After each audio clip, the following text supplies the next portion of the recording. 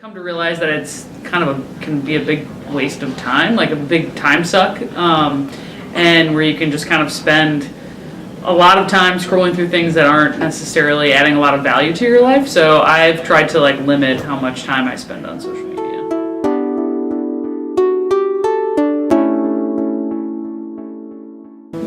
There are certainly positives and negatives as far as social media is concerned. From like a Globe perspective, we utilize social media all the time to get our stories out there in the community in a way that wouldn't necessarily be possible if the only thing we were using was the print publication, right? So in that way, it can be a good tool for like sharing messages with a wider audience.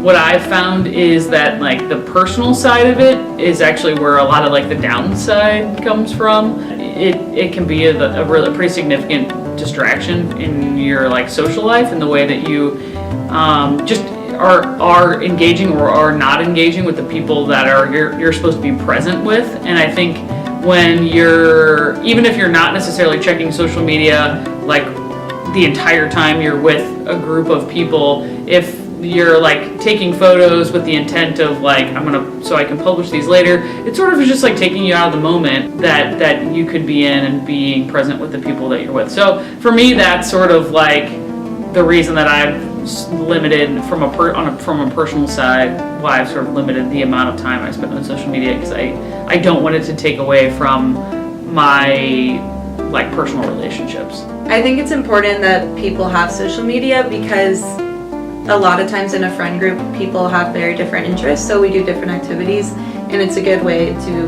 kind of connect and show people the aspects of your life that you don't necessarily share with them.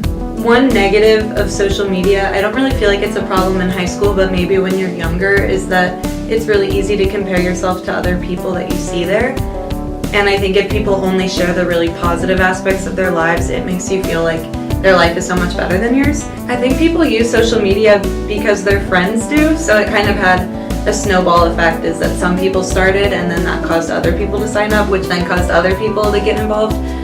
And now, once everyone is so involved, it's really hard to pull out, because if you pull out, suddenly it would feel like you aren't connected to anyone. At Clayton, at least, it feels like it's had a very positive impact, because it's a way for students at Clayton to connect and kind of realize that we're all going through the same struggles. We're all in a very similar situation. So even though we all have a lot of differences, it kind of helps us see that we are all very similar too.